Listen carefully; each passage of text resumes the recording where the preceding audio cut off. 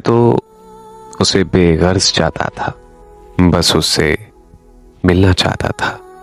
उसने मुझे जिना हॉस्पिटल के बाहर आने को कहा।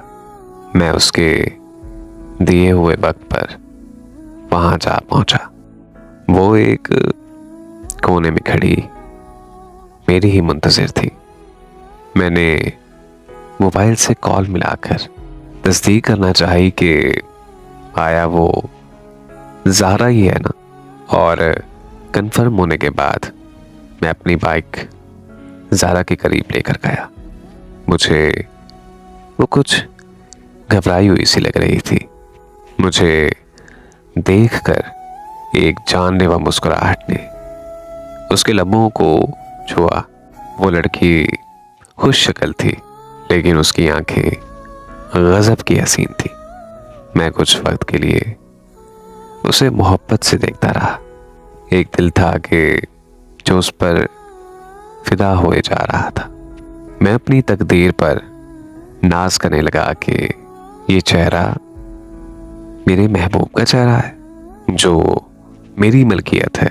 वो मुस्कुराती हुई मेरे करीब आई और मेरे शाने पर हाथ रखकर बाइक पर बैठ गई। उसके नरमो गुलजार हाथ का लम्स मुझे आज भी महसूस होता है। मैंने उसे बताया कि हम कसूर जा रहे हैं, कज़न के घर।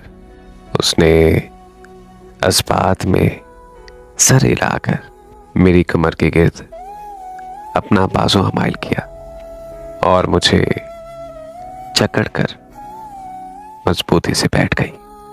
सरशार सा हुआ।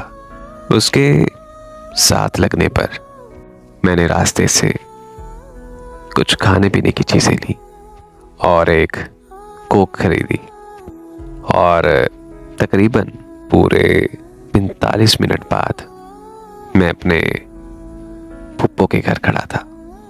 मेरी फुप्पो उस वक्त घर नहीं थी।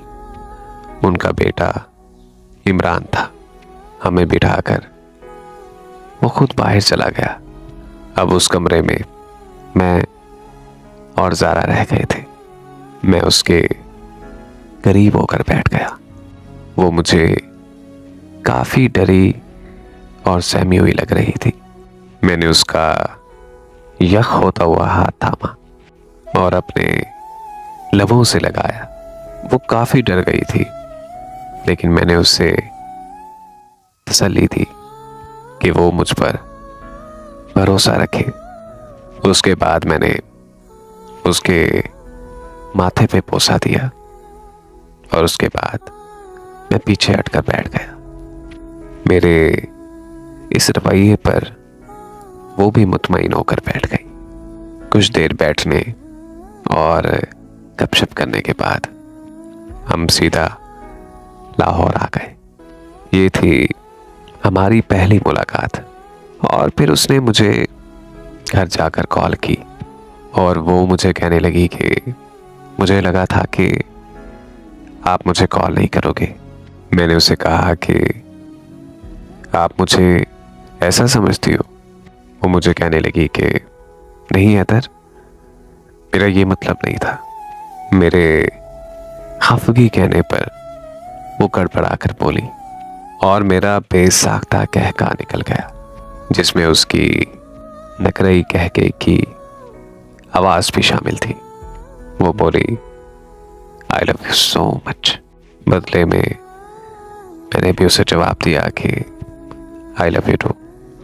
वो ले जाकर बोली, गुजरते वक्त के साथ साथ हम और भी करीब आ गए। हम दोनों में इतना प्यार बढ़ गया कि जब तक हम एक दूसरे से बात न कर लेते, हमें रात को नींद नहीं आती थी। वो रोज़ाना बिला नागा मुझसे बात करती थी। अक्सर फ़ोन कॉल पर वो मेरी सांसें सुना करती थी। एक दिन वो मुझे मिलने आई तो अपने साथ बहुत से गिफ्ट लाई। आज भी वो तमाम गिफ्ट और उस गिफ्ट के रैपर्स मैंने आज तक संभाल कर रखे हुए हैं। मुझे इन चीज़ों से आज भी ज़ारा की खुशबू आती है। और एक दिन इमरान, मेरे पप्पू के बेटे ने मेरे भाई को शिकायत लगा दी कि उस्मान किसी लड़की से बातें करता है। मेरे बड़े भाई मौके की तलाश में थे। एक रात मैं सो रहा था, मेरे चाचू के बेटे और मेरे बड़े भाई ने मेरे कमरे में धावा बोल दिया और मेरा मोबाइल ले गए। उन्होंने ज़ारा को मेरे खिलाफ भड़काने की बहुत ज़्यादा कोशिश की और ज़ारा को ये कहा कि देखो बेटी, उस्मान एक अच्छा लड़का नहीं है और उसकी और भी गर्लफ्रेंड्स हैं। मगर ज़ारा जानती थी ये सब जो भी वो कह रहे हैं सब का सब झूठ है। इसीलिए ज़ारा ने उनकी बातों पर यकीन नहीं किया। वो अच्छी तरह जानती थी कि मैं सिर्फ और सिर्फ उसी से मोहब्बत करता हूँ। सिराज भाई वो मेरी जिंदगी में आने वाली पहली लड़की थी कि जिसे मैंने इतना टूट कर चाहा, उसे उसके माजी समेत कबूल किया। जब्त से सुर्ख होती हुई आंखों से मेरी तरफ देख कर बोला, अब मेरे घर वाले मेरे और ज़ारा के पीछे हाथ धोकर पड़ गए हैं। मेरे चाचू के बेटे और मेरे भाई ने बहुत गलत सलत बातें की ज़ारा के बारे में। मैं उनकी ये सब बातें सुनकर तैश में आ गया।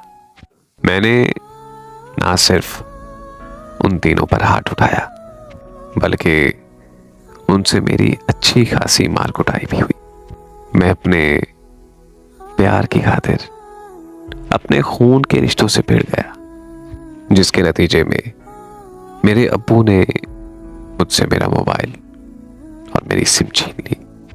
मेरा एक दोस्त अपने मोबाइल से मेरी ज़ारा से बात करवा दिया करता था।